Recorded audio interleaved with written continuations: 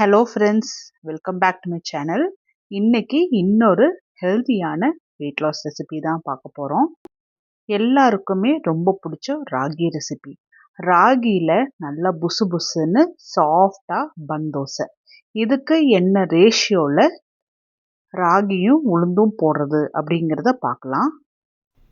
நேற்று நைட்டே ராகியும் உளுந்தும் 2லேருந்து 3 முறை நல்லா கழுவிட்டு ஊற வச்சு எடுத்திருக்கேன். இது கூட வெந்தயமும் சேர்த்திருக்கேன்.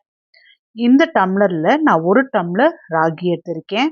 அதே டம்ளரில் 1/2 டம்ளர் உளுந்தும் சேர்த்திருக்கேன்.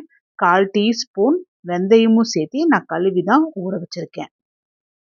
இது நல்லா ஊறினதுக்கு அப்புறமா தண்ணியிலேருந்து வடித்து எடுத்து மிக்ஸி ஜாருக்கு ட்ரான்ஸ்ஃபர் பண்ணி தேவையான அளவுக்கு தண்ணி, ரொம்ப தண்ணி சேர்த்தாம கொஞ்சமாக தண்ணி சேர்த்தி நல்லா இந்த பதத்துக்கு அரைச்சி எடுத்துகிட்டு வந்துக்குங்க. இதில் தேவையான அளவுக்கு இந்துப்பும் சேர்த்தி கையை வச்சு நான் நல்லா கலந்துட்டுக்க போகிறேன். இந்த கிளைமேட்டுக்கு கொஞ்சம் கையை வச்சு கலந்துட்டோம் அப்படின்னா நல்லா புளிச்சு வரும். ஒரு 8 மணி நேரம் புளிக்க வச்சுருவோம். தானிய வகை பொறுத்த வரைக்கும் கொஞ்சம் புளிக்க வச்சு சாப்பிட்டோம்னா நல்ல ஜீரணமாகும். இதுக்கு நல்ல ஒரு காரமாக சாம்பார் வச்சுருவோம். இதுக்காக குக்கரில் நான் 1/2 டம்ளர் துவரம் பருப்பு எடுத்து இதில் 2லேருந்து 3 முறை நல்லா கழுவி எடுத்துட்டு துவரம் பருப்பு முங்குறதுக்கும் கொஞ்சம் மேலேயா தண்ணி சேர்த்தி ஒரு 6 பல்லு பூண்டு, 1/4 டீஸ்பூன் ஜீரகம், 1/4 டீஸ்பூன் மஞ்சள், 1/4 டீஸ்பூன் பெருங்காயத்தூள், 1/4 டீஸ்பூன் விளக்கெண்ணெய், காரத்துக்காக 3 பச்சை மிளகா, 2 தக்காளி இதெல்லாமே சேர்த்திட்டு குக்கர் வச்சு மூடிட்டு ஒரு 3 விசில் விட்டு எடுத்துடலாம். நான் சேர்த்தி இருக்கிற இந்த இன்க்ரீடியன்ஸ் எல்லாமே சேர்த்தி சாம்பார் வச்சு பாருங்கள், எவ்வளோ வாசனையாக இருக்குது அப்படிங்கிறது உங்களுக்கு தெரியும்.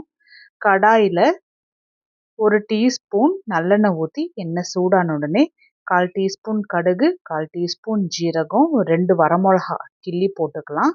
இதெல்லாமே கொஞ்சமாக வறுப்பட்ட உடனே கொஞ்சமாக கருவேப்பிலை, ஒரு 2 கை நிறைச்ச வெங்காயம், அதாவது ஒரு நார்மல் சைஸ் வெங்காயத்தை சின்ன சின்னதாக கட் பண்ணி போட்டுக்கலாம்.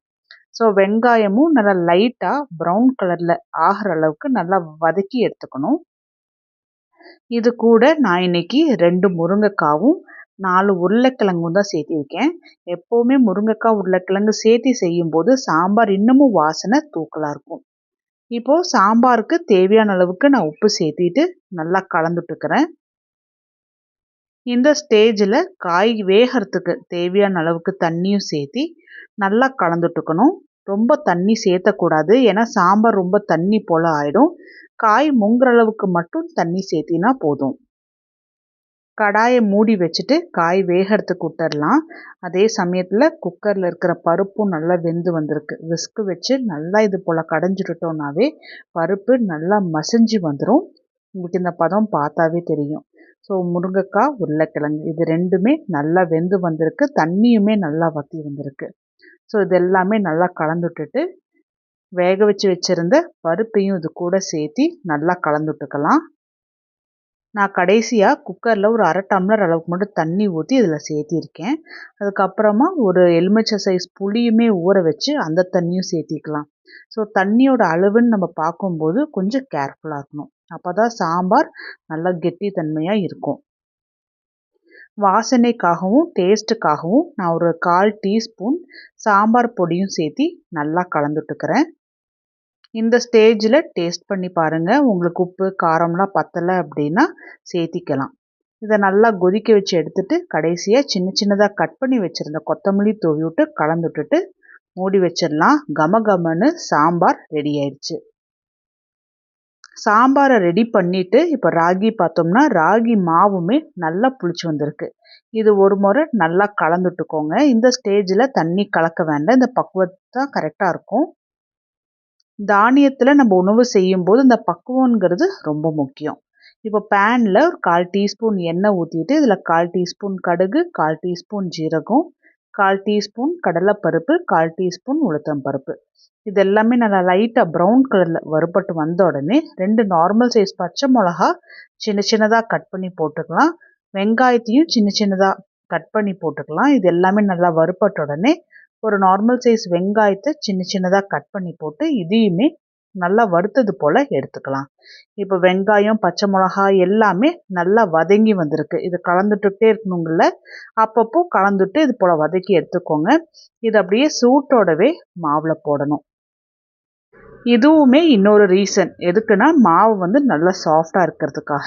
இப்போ இந்த இன்க்ரீடியன்ஸ் எல்லாமே சேர்த்து மாவோட நல்லா கலந்து விட்டுடலாம்.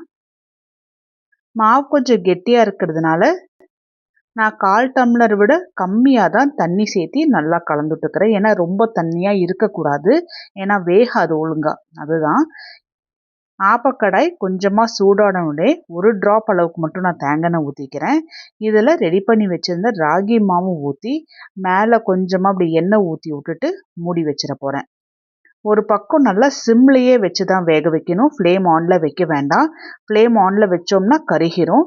ஸோ சிம்லே வச்சு வெந்ததுக்கு அப்புறமா இன்னொரு பக்கம் திருப்பி போட்டு திரும்பவும் மூடி வச்சு மிதமான சூட்லேயே வேக வச்சு எடுத்துக்கணும். அப்போ தான் நல்லா வெந்து வரும். ஏன்னா பன் தோசை பொறுத்த வரைக்கும் மாவு கொஞ்சம் ஜாஸ்தியாக சேர்ப்போம் இல்லையா, அதனால நல்லா வேகணும் உள்ளெல்லாம். ஸோ அது ரொம்ப முக்கியம். இப்போ பாருங்கள், பர்ஃபெக்டாக பன் தோசை ரெடி ஆயிடுச்சு. இது போல் நான் இன்னொரு பன் தோசையும் போட்டு எடுத்துக்கிறேன். ஒரு வேளைக்கு 2 பன் தோசை சாப்பிட்டாவே நல்ல ஒரு ஸ்டொமக் ஃபில்லிங்காக இருக்கும். இது கூட நான் இன்னைக்கு சாப்பிட போகிறது நம்ம ரெடி பண்ணின முருங்கைக்காய் உருளைக்கிழங்கு சாம்பார் தான். நீங்கள் கார சட்னி, தேங்காய் சட்னி எது வேணாலும் செஞ்சுக்கலாம். அப்படி இல்லைன்னா வீட்டில் நம்ம எல்லாருக்கும் என்ன குழம்பு செய்கிறோமோ அது கூட சேர்த்து வச்சு சாப்பிட்டுக்கலாம். நமக்குன்னு தனியாக நம்மளுக்கு செய்கிறதுக்கு டைம் இல்லை முடியல அப்படின்னா கூட இது ஒரு நல்ல காம்பினேஷனாக இருக்கும். இது வெயிட் லாஸ் பண்ணுறவங்க, வெயிட் மேனேஜ் பண்ணுறவங்க, சுகர் இருக்குன்னு நினைக்கிறவங்க, அரிசியே சேர்த்தாம நம்ம பன் தோசை ரெடி பண்ணியிருக்கோம் பர்ஃபெக்டாக டேஸ்டியாக. ஸோ ட்ரை பண்ணி பார்த்துட்டு சொல்லுங்கள். இது போல் ரெசிபீஸுக்கு நம்ம சேனலை சப்ஸ்கிரைப் பண்ணிக்கோங்க.